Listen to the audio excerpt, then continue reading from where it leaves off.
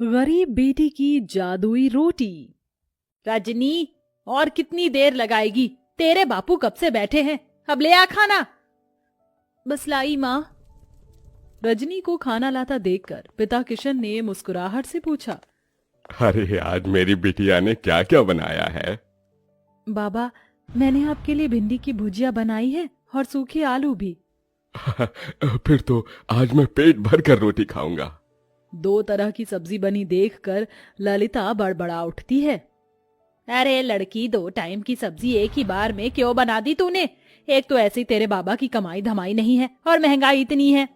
जाने दो ललिता, अब तो बना दिया बिटिया ने। कल को ब्याह कर अपने ससुराल चली जाएगी ना, तो बहुत रोगी तुम। अब गुस्सा थूक दो और बिटिया के हाथों का खाओ। ये लो।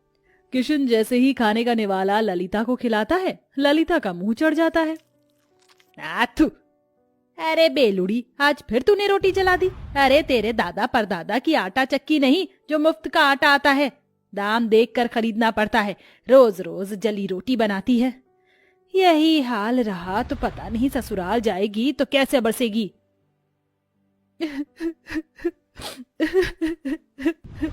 अरे बिटिया, तू रो क्यों रही है? तेरी माँ तेरे भले के लिए ही कह रही है ना।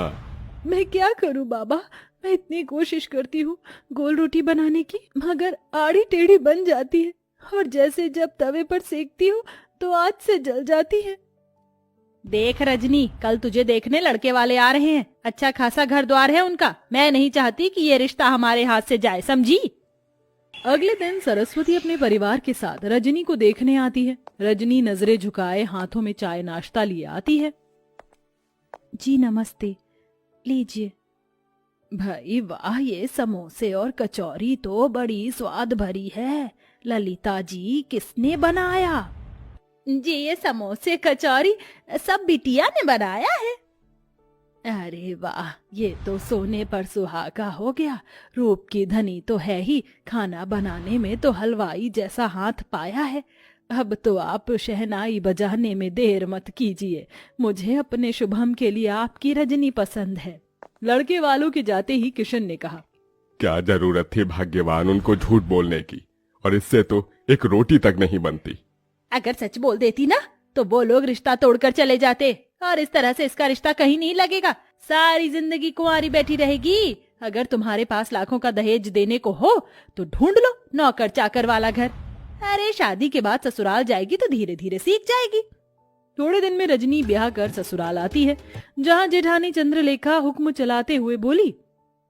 देवरानी जी, तुम पहली रसोई में मटर पनीर की सब्जी, छोले और मीठे में खीर बनाना, और पूरी की जगह पर रोटी बनाना। वो क्या है ना, हम सब रोटी खाने के शौकीन हैं। ये सुनकर गरीब रजनी दुविधा में आ जाती है और जैसे तैसे पहली रसोई की रीत निभाकर सबको परोसती है। रोटी का जला हाल देखकर सरस्वती ने कहा। रजनी बहू, ये कैसी जली पकी रोटी बनाई है? भट्टी में सेक कर लाई है क्या? वही तो माँ जी, ऐसी कोयले से काली रोटी तो कुत्ता भी ना खाए। अरे मैं तो गरीब घर की ये देख कर उठा लाई थी कि गरीब की बेटी को सुखी घर परिवार मिल जाएगा। जा चंद्रलेखा बहू, तू रोटी बना ला, क्योंकि इस गरीब की बेटी के तो बस की नहीं है एक रोटी भी बनाना। और तू मेरी गरीब बहू, जा जाकर इस रोटी को बाहर फेंक दे। सास से जली कटी सुनकर रजनी रोटी लेकर बाहर चली आई। मैं इस रोटी को फेंकूंगी नहीं, क्योंकि अन्न की बर्बादी होगी। किसी जरूरतमंद को दे देती हूँ। तभी एक उम्रदार बुढ़िया उसके पास चलकर आई। बेटी, रोटी खिला दो, बहुत भूखी हूँ। ये लो अम्मा, क्षमा करना, रोटी जरा जली हुई है और मेरे पास कोई सब्जी भी नहीं। मेरी पोटली में गुड़ है, उससे खा लूंगी।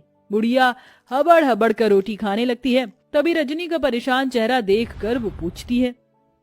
बेटिया, तुम परेशान क्यों हो? अम्मा, मेरी लाख कोशिश करने के बाद भी मुझसे गोल और अच्छी रोटी नहीं बनती। मेरी जेठानी अच्छा खाना बनाती है, इसलिए रसोई पर एक अकेली उनका अधिकार जमा है।